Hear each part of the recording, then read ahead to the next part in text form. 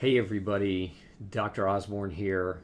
Today I want to talk a little bit about the common sense element in food. My basic premise is science, functional medicine, common sense, and compassion.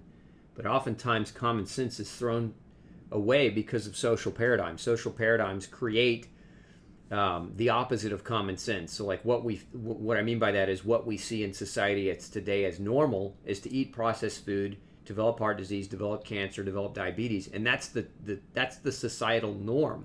And that common sense has gone completely out the window with those societal norms because a lot of people are being raised to think that that's okay. So, with that being said, let's talk about some common sense in today's diet, right? So, the first thing I want to talk about is fruit. Fruit, otherwise known as frankenfood, meaning it's not really food, but we call it food, right? That's why I call it fruit instead. So aside from the possibility of reacting to real food, which many people can do, many people are gluten sensitive, many people do have true food allergies, understand that the FDA's approved 3,000 food additives, preservatives, and colorings. That's a lot of chemicals that are in your food, right? That turn your food into fruit. The average person ingests 150 pounds of additives every year. Now, that's the average weight of a person, of a male, right? Of a male that weighs that's about 5'7". 150 pounds is the average weight. So you think about that. You ingest on average an entire human of processed additives every year into your body that now your body has to deal with. And many of these commonly eaten foods are genetically modified or contain genetically modified ingredients that we don't have any long-term safety data on. Despite what people might tell you, the safety data long-term is absent with eating and consuming these things. And if we look at our society, we're sicker than we've ever been. So we look at, fruit. Here's some examples of fruit. Like, these are things that are societally acceptable that people eat, and they say, oh, you don't eat these things? You must be crazy. You must be a health nut. No, let's bring common sense back to the conversation around food. So if you look at this particular diagram, you can see a variety of different what people call foods that aren't really foods, but look at all the different chemicals that are approved by our own government to be allowed into that food.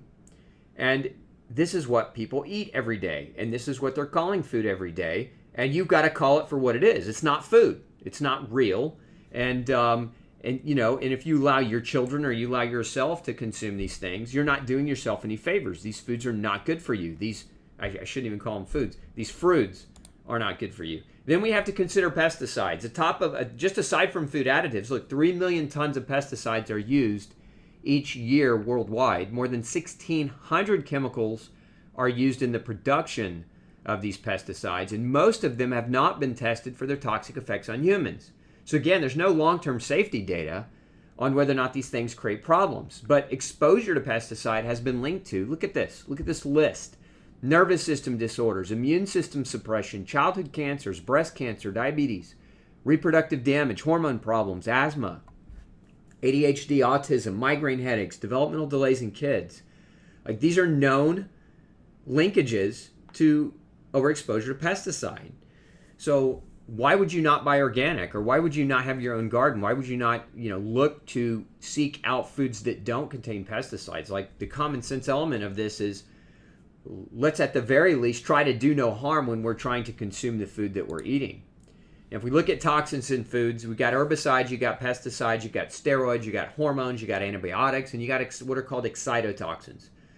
And it takes, if we look at just some brief statistics here, it takes 5 to 8 pounds of chemically sprayed grain to produce 1 pound of beef if you're buying conventional food. And that's part of the problem, is that it's socially acceptable to buy the conventional garbage that really isn't real food. It's poison. Therefore, you're going to ingest considerably more cancer-causing chemicals from meat than from fruit and vegetables. Now, this is not me advocating a vegetarian diet. I think whether or not a vegetarian diet is right for you is a unique circumstance and not a generalized dietary recommendation. I think if you are eating meat, however, you should be looking for grass-fed, free-range, non-chemically loaded meats where you're not getting this problem, where you don't have to worry about this problem.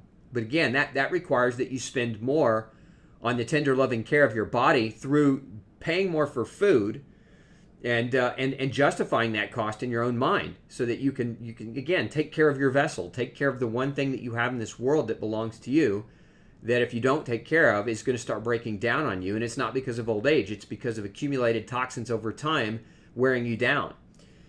Think of it like this: on average, one glass of inorganic store-bought milk contains the residue of about 100 different antibiotics. And once in our bodies, these antibiotics ultimately weaken our immune system, can change our microbiomes, can alter the way we produce neurotransmitters, can alter the way our immune system talks to the rest of the body, and create and contribute to different forms of autoimmunity. So again, you have to think about what it is that you're eating. Common sense. Toxins and other toxins in food, the excitotoxins.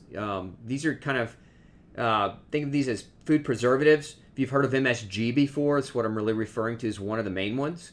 They excite neurotransmitters in your brain, making them addictive and toxic. So these are compounds that, a lot of kids get exposure to. And we can thank the great Dr. Feingold for really calling this out years and years and years ago. The dyes and the red dyes in food, the MSGs, these things can stimulate aggressive behavior and overactive behavior in kids.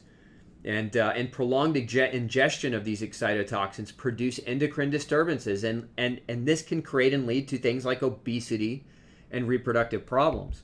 So it's important to understand, again, when you're looking at food, we have to call it what it is. Eat real food first. That means read the label. That means if you can't understand what the package label is saying, if you flip it over and look at the ingredients and it's all chemicals and one or two things that you can actually read and pronounce, that's not food.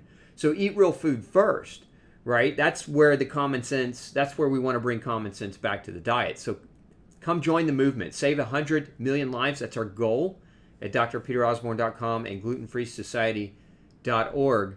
So if you haven't already come over and subscribed to our website, make sure you do that. You'll get more updates and more information like this on a regular basis.